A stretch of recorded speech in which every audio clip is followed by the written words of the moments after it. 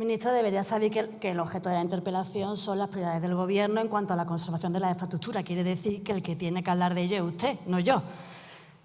Ya llegaremos nosotros al Gobierno, ya le explicaremos cuáles son nuestros planes, que por supuesto van a ser totalmente opuestos al suyo. Y el nuestro será garantizar la movilidad segura por todo el territorio nacional.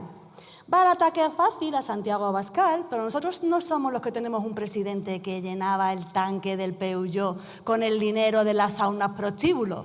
Nosotros no somos los que tenemos a los que eran compañeros, que hace poco les aplaudían en la cárcel. Nosotros no somos los que hoy están desfilando por el banquillo del Supremo, porque desfilan por el alto tribunal el exdirector del gabinete de María Jesús Montero y su exjefe de gabinete.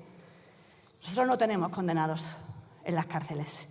Mire, habla de priorizar y ha dejado en evidencia que, por supuesto, prioriza en lo que quiere. Y estaba claro que en su objetivo no estaba restablecer la línea Málaga-Madrid. Esa no era su prioridad. Y llevamos 3 meses padeciéndolo. Y sí, claro que me adelanté porque es muy predecible, porque siempre dice lo mismo porque no tiene más argumentos. Y habla de términos objetivos. Pues le voy a hablar desde la objetividad. Ha logrado normalizar lo anormal, que son los retrasos, las incidencias y las cancelaciones de servicio. Ha logrado degradar a niveles inimaginables el sector ferroviario español, el cual no hace muchos años era el más valorado a nivel mundial después de Japón. Ha logrado generar un problema laboral a miles de trabajadores y empresas necesitadas de la comunicación Andalucía-Madrid. Ha logrado conseguir que sea noticia el día que Renfe y Adif no abran titulares con incidencias. Su inacción, además, ha llevado a la muerte a 48 personas y está provocando uno de los casos más negros de la historia de esta democracia.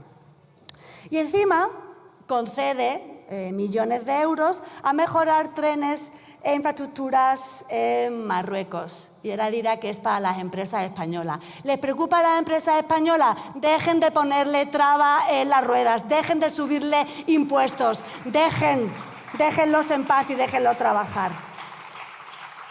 Ministro, es incapaz de hacer su trabajo. Tengo aquí sus propias palabras en un foro, ¿no? Nueva Economía. Creo que es importante estar en política con la suficiente libertad, especialmente económica, para no convertirte en un rehén de ella y poder dar un paso a un lado cuando no sea útil a los demás. Señor ministro, no es útil. No es útil. Usted es un peligro para los españoles. Es un peligro. ¿Cuál es su formación? ¿La de estar en el Partido Socialista, afiliado desde 1990? Claro, es verdad que es este el estilo socialista, el de poner, ¿no?, a todos sus chicos de carné en instituciones y por eso, de aquellos barros, ¿no?, estos lodos. Porque recuerdo, creo que fue en el 2020, cuando en sede parlamentaria, en una sesión de control, le pregunté al ministro Ábalos, al que tanto le aplaudían, qué cualificación tenía Koldo García para ocupar un puesto en Renfe. ¿Qué cualificación? El ministro le decía que sentiría vergüenza al verlo. Y sí, siento mucha vergüenza al ver en qué están dejando España. En un lodazal de corrupción.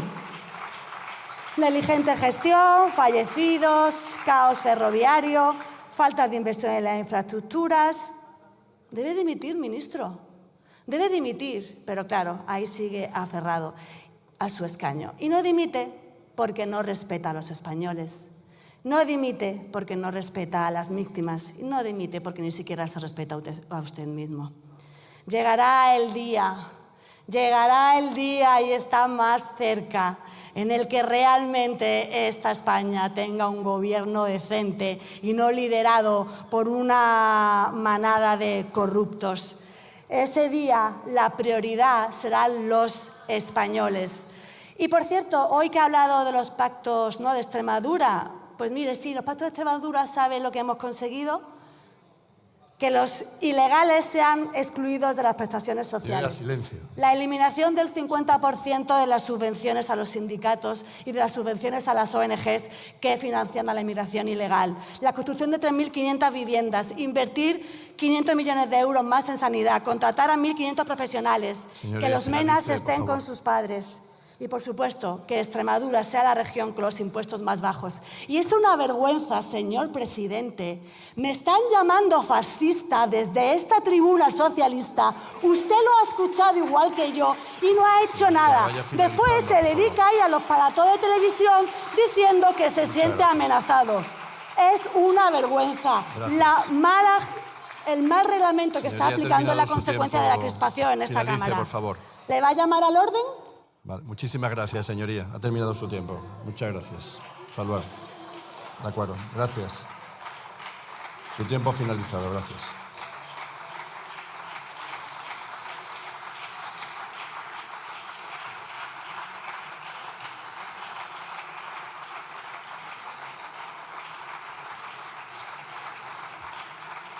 Para concluir el debate tiene la palabra en nombre del Gobierno el señor Ministro de Transporte y Movilidad Sostenible.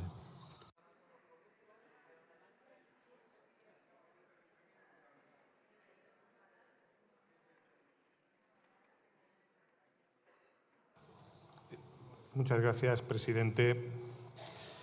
La señora Rueda dice que en un debate solo una parte está obligada a ceñirse al objeto de la cuestión.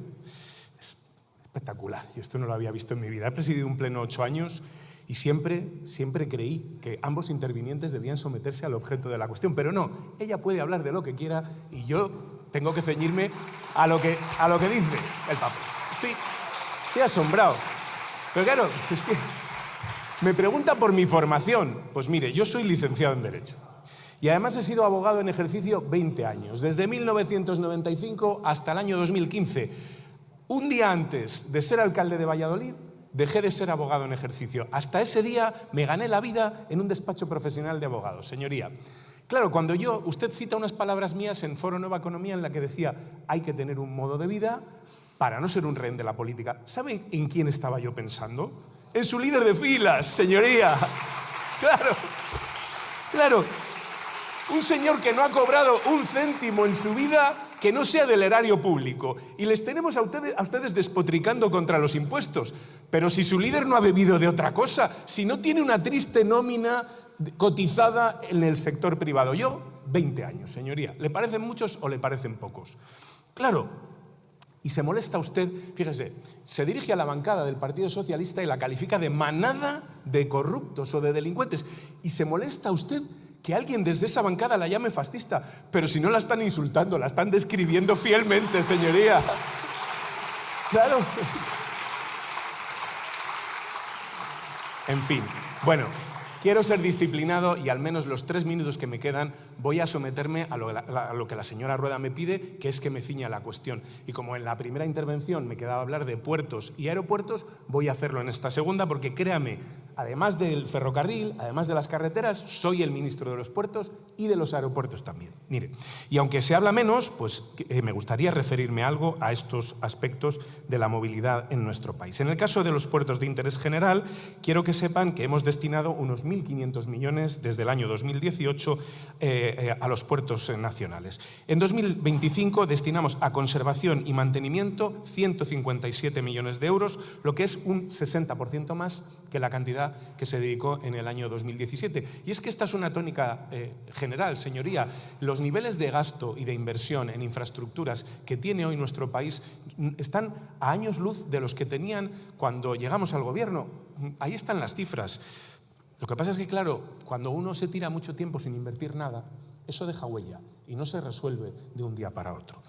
A ello hay que añadir importes de dragados de profundización, mantenimiento de los puertos, accesos marítimos. 220 millones hemos gastado en eso. Y las actuaciones de refuerzo de muelles y renovación de pavimentos y diques por unos 215 millones de euros. Pero además hay actuaciones previstas a futuro recogidas en el marco estratégico del sistema portuario y en los planes de conservación y mantenimiento preventivo de carácter plurianual de las diferentes autoridades portuarias. Quiero que sepan que en materia de puertos del Estado se ha anunciado una inversión año 2027-2030 de 7.000 millones de euros, que será la mayor inversión que se ha hecho en la historia de los puertos españoles y que está recogida ya en el plan que anunciamos en el puerto de Las Palmas de Gran Canaria hace unos meses. Caso de los aeropuertos. Por esto me preguntan poco, pero soy el mismo ministro para los trenes y para los aeropuertos. La inversión ejecutada en los aeropuertos de la red desde el año 2018 hasta el 2025 asciende a más de 4.766 millones.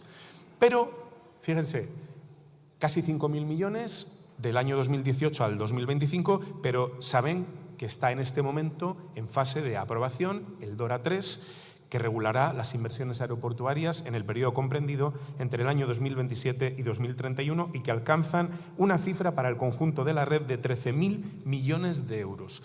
Entre puertos y aeropuertos, en los próximos 4 años se invertirá en España 20.000 millones de euros. Y esto es importante que lo subrayemos, porque claro, cuando se dice ¿dónde van los impuestos?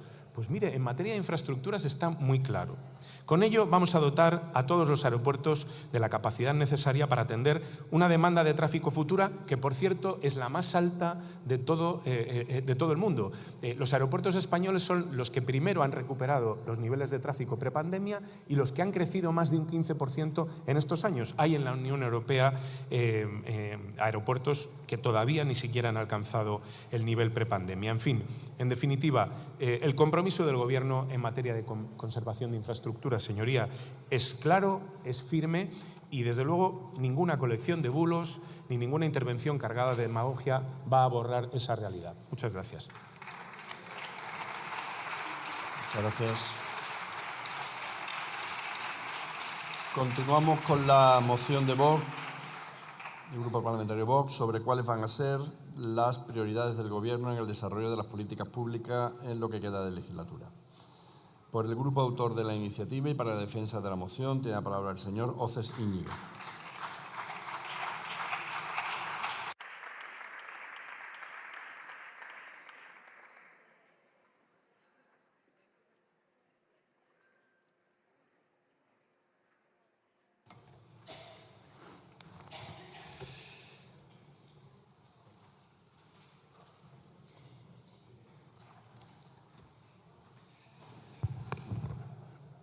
Muchísimas gracias, señor presidente. Bienvenidos a la España al revés. La España donde incumplir las leyes de entrada tiene recompensa, donde el español trabaja para el que acaba de llegar y donde millones de españoles se sienten extraños en sus propios barrios. Señorías, gobernar es priorizar y hay una prioridad que ustedes han olvidado, los españoles. Les recuerdo que el primer deber de un político español es proteger de forma prioritaria a los españoles. El segundo, también. Y el tercero, exactamente igual. Y ustedes han hecho lo contrario desde hace ya demasiado tiempo. Y eso es lo que quiere nuestra iniciativa y esto es lo que propone nuestra moción, la prioridad nacional. Señorías, España está sumida en una anarquía migratoria. Una anarquía migratoria impulsada desde el poder, legitimada desde sus ideologías y, eso sí, que pagan los que sostienen la nación y encima lo han hecho sin consultar directamente al pueblo español. Tenemos en España a más de 10 millones de residentes nacidos en el extranjero, 3 millones más en el último lustro. Y esto no es una evolución natural del pueblo español, sino que es una transformación acelerada de España y de nuestro propio ser, estar y parecer. Hablamos de identidad ya que hay barrios enteros que ya no parecen España. Hablamos de seguridad por el aumento de la criminalidad. Hablamos de una transformación demográfica acelerada en tanto que el 20% de las personas residentes en España tienen un origen extranjero y hablamos también del colapso del estado del bienestar, como por ejemplo en sanidad, con listas de espera interminables, meses y meses para operarse, y también de la crisis nacional de vivienda generada por ustedes, pero incrementada por su traición con la inmigración masiva. Porque hoy en España se opta por menos casas, muchísimas más personas, y esa es su ideología, estas son sus políticas y eso es lo que ustedes han querido. Y todo esto responde a una endofobia constante, sí, a un odio a lo propio, porque ustedes empezaron por relegar al español en su propia tierra, y en cambio ustedes respetan que unos sinvergüenzas canten español el que no vote o piten el himno nacional, pero en cambio se escandalizan y revuelven porque unos jóvenes patriotas quieran defender nuestra identidad gritando musulmán el que no vote, cuando encima ustedes aplauden cuando se asaltan a las capillas.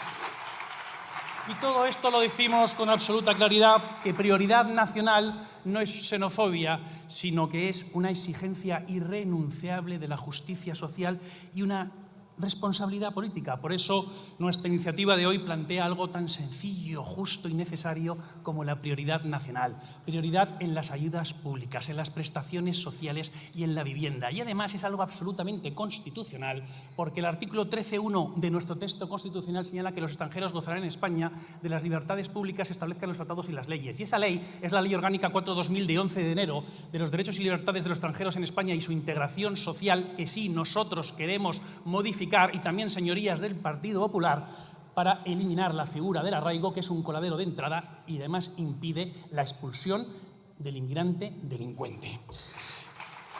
Queremos que los españoles sean los primeros en todos los frentes de la vivienda, en la vivienda social, en la vivienda protegida y a la hora de recibir cualquier tipo de ayuda en materia de vivienda. Queremos que España deje de ser el hospital de África y América, y por eso, como primer paso, queremos la derogación del Real Decreto 180/2026 de 11 de marzo, que extiende toda la sanidad pública española a los inmigrantes ilegales, y, por supuesto, queremos también la derogación del Real Decreto de Amnistía Migratoria o de la regularización extraordinaria de inmigrantes. Señorías, sabemos que el coste de la sanidad para la inmigración ilegal en la Comunidad Valenciana en los últimos 7 años asciende a más de 555 millones de euros. En otras regiones no lo sabemos, porque o no saben o no contestan. Y nosotros nos preguntamos qué se podría haber hecho para España con esos 555 millones de euros.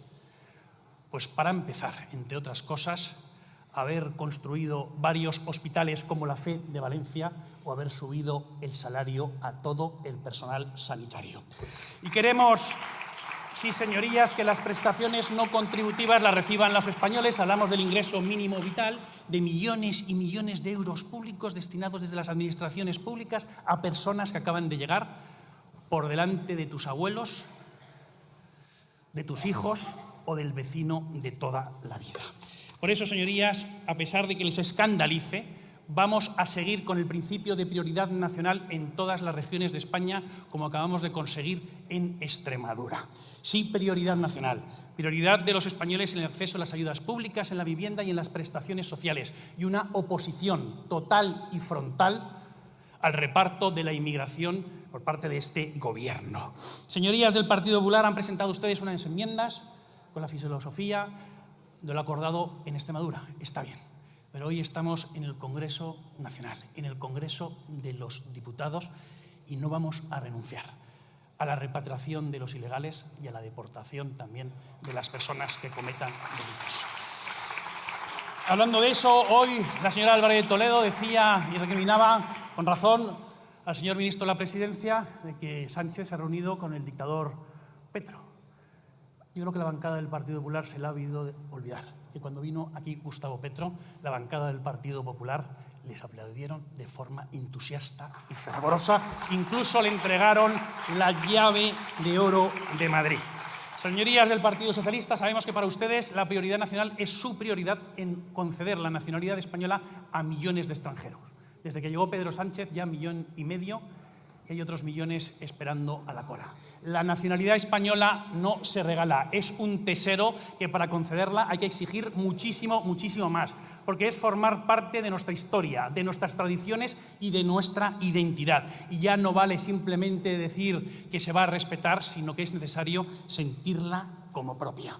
Señorías, podrán rechazar nuestra moción, podrán abstenerse, podrán caricaturizarla, pero no podrán obviar la realidad. de las Señoría, calles, de las finalice, plazas, por favor. señor presidente, termino enseguida, y de las familias. Porque España no es una idea vacía, es un pueblo que no está dispuesto a ser relegado en su propia tierra y es una nación que volverá a priorizar a los suyos. Muchísimas gracias. Gracias.